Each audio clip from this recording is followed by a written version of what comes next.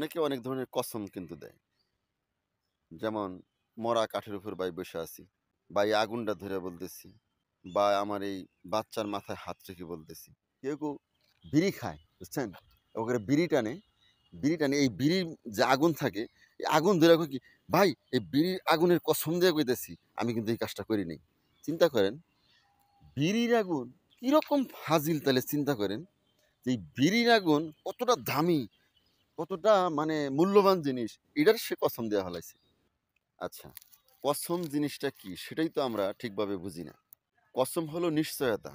মানে একজন লোক বিশ্বাস করতেছে না, কিন্তু একটি বিশাল বা দামি কোনো জিনিস আছে যেটাকে জামানত রেখে আমরা একটি কথা একজনকে বলতে পারি।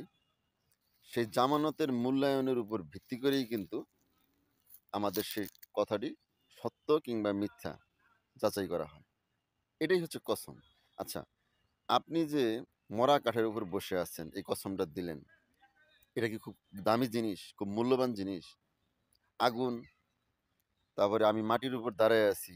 এই যে কথাটা বললেন, এটা কসম দিলাম। এটা কি খুব দামি জিনিস? আপনার বাচ্চার মাথায় হাত রেখে আপনি বললেন, আপনার বাচ্চা খুব দামি হয়ে গেল? আপনার বাচ্চা আপনার কাছে দামি। কিন্তু আপনার কথা তার চেয়েও বেশি দামি একটা জিনিসের সাথে তুলনা করতে হবে। তাহলে কসম আপনি ওভাবে কাটবেন কেন? কসম সবচাইতে মূল্যবান জিনিস হতে হবে। অবিবেচকের মতো কথা না বলি।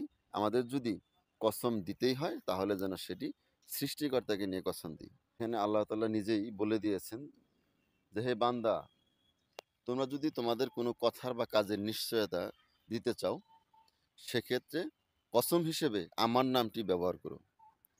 তাহলে যদি তোমার কথায় কোনো হেরফের থাকে বা কোনো সমস্যা হয়, তাহলে হয়তো আমি তোমাকে আমার নাম দিয়ে কসম করার কারণে ক্ষমা করে দিতে পারি দয়া করে। কিন্তু তোমরা যদি কোনো বস্তু বা কোনো মানুষের কসম দিয়ে তোমরা কোনো নিশ্চয়তা দাও বা কথা দাও, তাহলে সেটি শিরকি পর্যায়ে চলে যায়, অর্থাৎ আমার চাইতেও সেটি মূল্যবান বা গুরুত্বপূর্ণ হয়ে যায়। যে কারণে আমি তোমাদেরকে কখনোই ক্ষমা করব না।